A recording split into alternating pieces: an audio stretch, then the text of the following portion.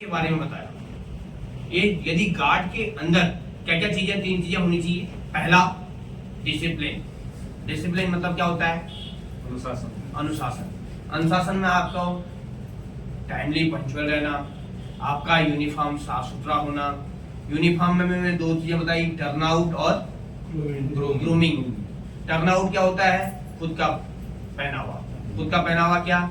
हमने शर्ट पहनी है तो वो प्रेस है या नहीं है, पैंट पहनी है प्रेस है या नहीं है, जूता पहना है पॉलिश है या नहीं है। और उसके बाद ग्रूमिंग। अब ये हो गया टर्नआउट, जो मैंने बोला वो टर्नआउट हुआ। अब ग्रूमिंग में क्या होता है? आपने बाल कटिंग है या नहीं है, नहाया या नहीं नहाया, नाखून कट है या नहीं है, शेविंग बनाई या नहीं बनाई, ये आपकी ग्रूमिंग है। दोनों चीजें में आपको पता होना चाहिए टर्नआउट और ग्रूमिंग क्या होता है। तो दोनों चीजों में आपको अंतर बताया। तो ग्रूमिंग आपका खुद का साफ सफाई, आप अपनी खुद की साफ सफाई, और टर्नआउट आपका खुद का पोशाक।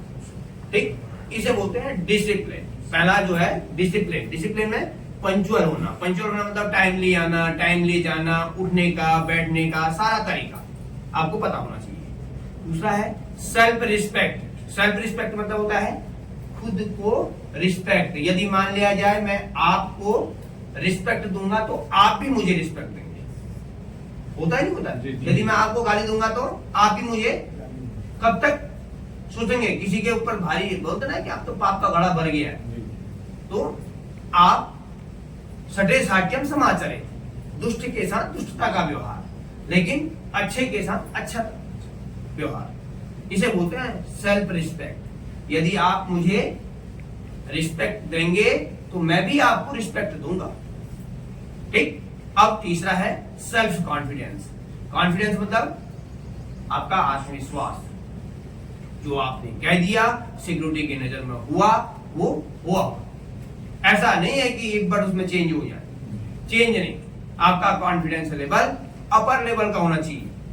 आपने जो कह दिया वो कह दिया, सत्य। आपको ये तीन चीजें सिक्योरिटी गार्ड के पास होंगी तो कभी वो डांट नहीं खाएगा। आप अपने सीनियर से कभी डांट नहीं खाएंगे। यदि आपके अंदर discipline, self respect, self confidence, ये तीन चीजें हैं तो आप कभी डांट नहीं खा सकते। इन तीन चीजों के आधार पे चलेंगे तब ऐसा। तो आज हम चर्चा क्या करेंगे, ये पहले आपको पता होना चाहिए कि आग किसे कहते हैं। आग वह रासायनिक क्रिया है जो तीन चीजों से मिलकर बनती है, ऑक्सीजन, ईंधन और उचित तापमान। इन तीनों चीजों के लगातार प्रतिक्रिया से आग उत्पन्न हो जाती है। ये तीन चीजें आपस में मिलती हैं तो तब आग। अब आप कहोगे कि अभी तो सब सारी चीजें अवेलेबल है, लेकिन ये एक जगह पे अलग अलग, तो इसीलिए आग। यदि ये एक जगह मिलती है, इनका घर्षण होता है तो आग लगती है। ठीक है। तो आग मुख्यतः कितने प्रकार की होती है? चार। ए क्लास में सॉलिड फायर, बी क्लास में लिक्विड फायर, सी क्लास में गैस की फायर, डी क्लास में मेटल। ई क्लास की आपको कैटेगरी में तो बांटा गया है, लेकिन बट ई क्लास की जो फायर है उसका जब उसमें से इलेक्ट्रिक खत्म होता है तो ऑटोमेटिक ए में कन्वर्ट हो जाती है, राइट।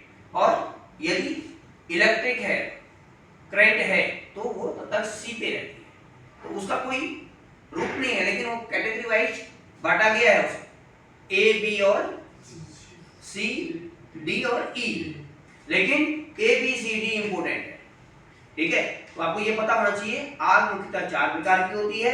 जो ई क्लास की फायर है वो यदि इलेक्ट्रिक करंट खत्म है तो ए पे कन्वर्ट है, यदि करंट है तो सी पे कन्वर्ट है। तो ये पता होना चाहिए।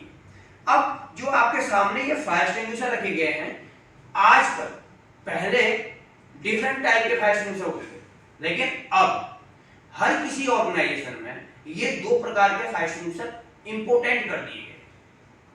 ठीक है। ये जो फायर एक्सटिंग्विशर है इसका नाम CO2 है और इसका नाम ABC है। ठीक। ये आप हर एक आग पर, कोई भी आग लग जाए उस पर आप काम कर सकता है। इसको आप तुरंत उठाइए और यूज कर लीजिए। लेकिन ये भी आपके साथ वहां पे रखा गया है, तो बिजली की आग इसमें लिखा गया है बी और सी लिखा गया है इसमें। तेल की आग और सी मतलब गैस की, मैंने गैस इलेक्ट्रिक को भी वहां पे सी में कन्वर्ट किया था, अभी बताया था आपको। तो इस पर बी और सी इसीलिए किया गया, बिजली की आग और सी गैस की आग पर आप इसको यूज कर सकते हैं। एवं इलेक्ट्रिक पर आपको इसको यूज करना है और इसको यूज करना सब पर है। ये इसको जो है आप हर एक आग पर यूज कर सकते हो, ठीक है। अब यूज करने का मेथड क्या होता है? यूज करने का मेथड होता है पास। क्या मेथड होता है? पास। पास मतलब होता है pulling the safety pin. P मतलब pulling the safety pin in the base of fire.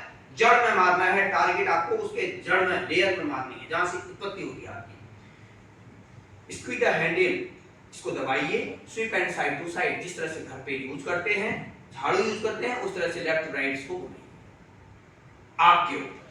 जहां पे आग लगी है वहां पे आपको इसको यूज करना है। और इसी अब ये दूसरा है, दूसरे को क्या करना है?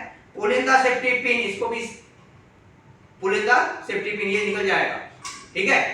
और इसको जो है राउंड, जैसे आप एंटी क्लॉकवाइज, घड़ी एंटी क्लॉकवाइज, उसी तरह इसको भी आपको घुमाना है और जहां पे आग लगी है वहां उसके ऊपर जलेबी के आकार से इसको घुमा देना है, ठीक है। तो आपको ये यूज करना और ये यूज करना आना चाहिए। इसको बोलते हैं CO2 और इसको बोलते हैं ABC। इसके अंदर ड्राई केमिकल पाउडर है और इसके अंदर कार्बन डाइऑक्साइड गैस है। ये आपको पता होना चाहिए, ठीक है। तो कई लोगों को नहीं पता रहता है, तो आप लोग इसको जनरली ये सारी चीजें पता हो चाहिए, ठीक।